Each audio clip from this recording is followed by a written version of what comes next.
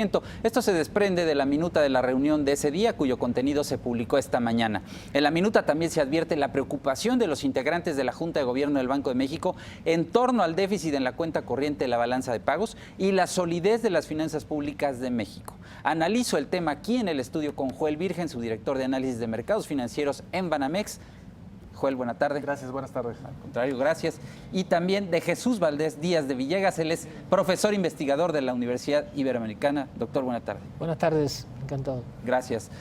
Joel, una primera revisión de las minutas. ¿Qué sugieren? No hubo dovish, no hubo palomas en esta decisión que tomó el Banco de México el 30 de junio. No, al contrario, muchas mayorías, buena parte de los asistentes y los que derecho al voto, una discusión muy activa respecto a riesgos externos, cómo eso se aterriza a presiones cambiarias, cómo esto se puede traducir en presiones inflacionarias y en conjunto con una expectativa de mayor volatilidad y de riesgos que siguen estando ahí flotando, pues se toma esa decisión, pues sí, como tú bien comentas, de forma unánime y con argumentos que todos apuntaban en la misma dirección.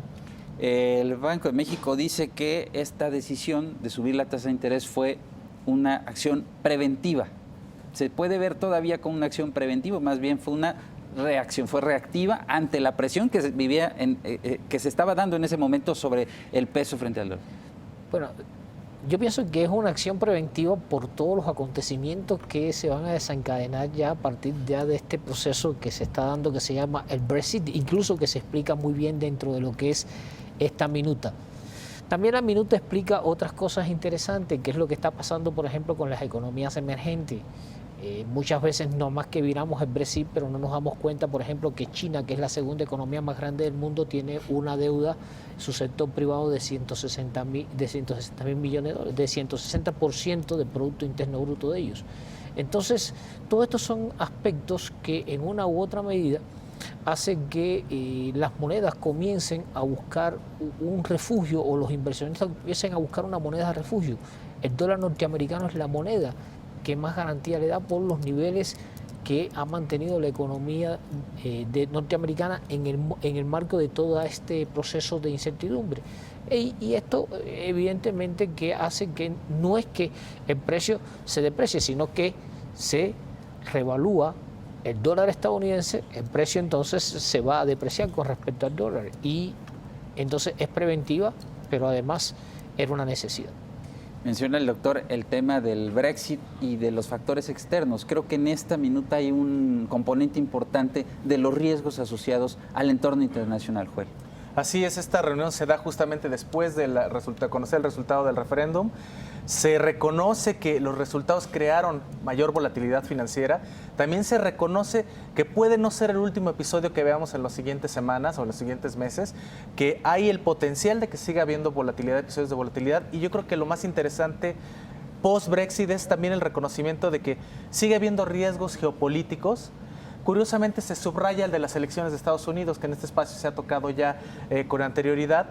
Lo mencionan, si no me recuerdo, en 2 ocasiones como un riesgo que podría inducir mayor volatilidad, que se podría reflejar en el tipo de cambio y que a su vez este reflejo en el tipo de cambio podría seguir incrementando o validando los riesgos sobre la inflación local, que de hecho se reconoce que sí ha habido transmisión de presiones inflacionarias derivadas del tipo de cambio, pero a elementos muy puntuales de bienes no comerciables, y lo que quieren es acotar el riesgo de que eso se pueda ir o a la no subyacente en general y sobre todo a las expectativas de inflación en particular. Y en ese sentido coincido, preventivo también porque no hemos visto ni presiones de segundo orden o contaminación de precios derivado del tipo de cambio en la inflación, ni presiones sobre expectativas, ni presiones sobre salarios, que es normalmente lo que tú verías para juzgar si están actuando, si están reaccionando o están siendo proactivos.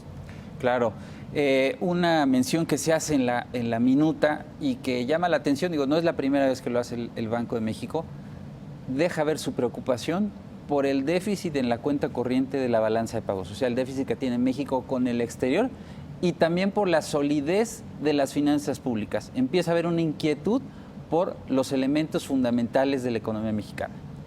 Bueno, yo creo que eso es correcto.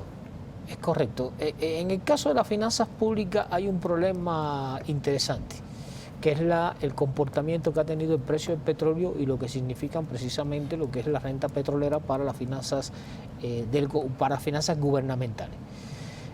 Ahora, hay un problema en torno a lo que es el otro aspecto, que tiene que ver concretamente con el efecto de depreciación que ha sufrido el peso mexicano. Y es verdad que la depreciación del peso estimula nuestras exportaciones hacia el resto del mundo. Pero una cosa que no tienen en cuenta a veces muchas personas cuando explican es que nosotros importamos para llevar a cabo nuestra producción nacional el 50% de los insumos. Entonces, esos insumos evidentemente que entran al país con un precio mucho más elevado, y esto puede causar una repercusión en la inflación, en el dato de inflación final. Hay un dato recientemente que acaba de salir donde decía que la inflación estaba en el 3%, estaba controlada, pero que la inflación al productor estaba en el 5%. Esto es un reflejo de esa situación y en una u otra medida esa inflación al productor va a repercutir y por tanto uno tiene que tomar determinadas acciones para evitar que se desequilibre de esta forma la economía. Joel, una de las cosas que más llamó la atención el 30 de junio cuando el Banco de México anuncia este incremento en la tasa de interés es que lo hace con independencia de toda acción de la Reserva Federal de Estados Unidos. Te pregunto si de la minuta de hoy se puede advertir cómo va a ser la liga, esta relación entre Banco de México y la Reserva Federal. Si Banco de México va a mantenerse en la línea que mostró el 30 de junio o va a estar cerca esta postura relativa entre Estados Unidos y México. Yo te diría que de acuerdo al contenido de las minutas, vuelven a enfatizar el tema de que se actuará en función de seguir los distintos contextos o variables que pueden alterar los riesgos inflacionarios y que se actuará de manera con toda flexibilidad. Eso, de nueva cuenta, no es nuevo, lo han venido repitiendo. Lo que ha ocurrido, quizás no necesariamente en la minuta, pero si tú juntas todos los vehículos de comunicación que ha tenido Banco de México los últimos meses, incluido pues las recientes declaraciones del gobernador, lo que ves es que sí, el tema de la FED sigue siendo relevante, la política monetaria relativa sigue siendo relevante en nuestra política, pero se hace más énfasis y se está haciendo más énfasis en que no necesariamente tienen que ir perfectamente coordinados porque los condicionantes de inflación pueden ser distintos, y dos, porque los factores y la forma en que afectan tanto el contexto interno como el externo a los precios locales puede ser distinta. En ese sentido yo te diría, estamos en un entorno donde lo que yo veo e interpreto es que la FED sigue siendo un plan de vuelo base, pero que se tiene la disposición a actuar fuera del calendario de la FED si las condiciones vuelven a ser riesgosas en términos de inflación. Los riesgos, hablando de inflación, los riesgos para el crecimiento y la inflación, doctor. En cuanto a la inflación, pues parece que queda claro que el principal riesgo viene por el lado de tipo de cambio. Y para el crecimiento, el principal riesgo viene por el sector factores externos, ¿no? Brexit, economía de Estados Unidos, no sabemos. ¿Es así? Sí, pero cuando hablamos, por ejemplo, si hablamos de crecimiento económico, yo creo que aquí hay que ver una cosa importante, es que se ha hablado mucho del Brexit, pero nosotros, por ejemplo, el Brexit nos toca en la medida que el Brexit cause un efecto sobre el dólar estadounidense. ¿Por qué? Por el nivel de dependencia que tienen nuestras exportaciones del mercado norteamericano. Pero no nos toca decir directamente, porque nosotros lo que tenemos de relaciones comerciales con Inglaterra es un 0.5%. Nuestras exportaciones, es lo que representan nuestras exportaciones hacia el Reino Unido. Entonces, me parece que el problema está en que cuando uno aplica la política monetaria de subir 50 puntos base, se espera que para el próximo año se suban 70 puntos base y se aumente a un 5, eso es lo que se ha dicho en función de cómo se comporta la economía. Yo estaba oyendo lo que estaba diciendo Joel, yo creo que hay un aspecto interesante en esto, y es que la minuta también aclara de que la economía norteamericana en el segundo semestre va a estar muy bien. Significa que si la economía norteamericana está muy bien, no podemos dudar de que la Reserva Federal aumente, ¿no?, su tasa de interés. Si la Reserva Federal aumenta la tasa de interés, pues entonces va a haber que subir los puntos base. Claro. Joel, por último, la encuesta Banamex, la más reciente, pues lo que está sugiriendo es que puede haber un incremento adicional de la tasa de interés de Banco de México a finales de año, podrían ser 25 puntos base. Una vez que, tú tienes a la mano la encuesta y también que has visto la minuta, ¿seguiría siendo el escenario de aquí a fin de año?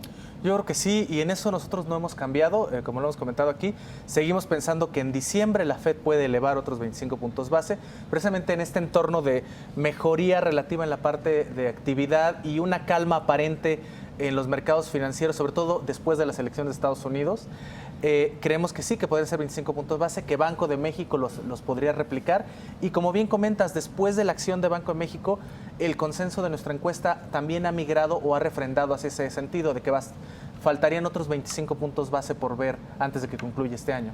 Bien, doctor, por último, le pregunto, como que el tema Brexit empieza a quedar atrás, por el impacto inmediato que tuvo en los mercados, como que ahora en la agenda va a cobrar importancia el tema electoral en Estados Unidos. Sí, Donald Trump es el tema a juzgar por algunas declaraciones que ha hecho que evidentemente se afectarían y que creo que son más bien cosas que se salen del status quo o del establishment, como se dice dentro de Estados Unidos, como ese problema de decir que él quiere sacar a Estados Unidos del TLC. Yo creo que ya en estos momentos eso sería imposible. Es imposible porque por la gran interconexión que tienen las economías del TLC y evidentemente sería una afectación muy grande para el Estados Unidos y una afectación muy grande para los mercados. Entonces aquí yo creo que el señor más bien lo que está haciendo es tratando de buscar adeptos, pero mientras él da este discurso que tal vez en la práctica no se pueda llevar a cabo, sí crea cierta incertidumbre en los procesos de mercado y los que más nos vemos afectados por la incertidumbre precisamente y por la aversión al riesgo somos nosotros. Doctor Jesús Valdés, gracias. Gracias a usted. Y doctor Joel Virgen también, gracias. Gracias por la invitación.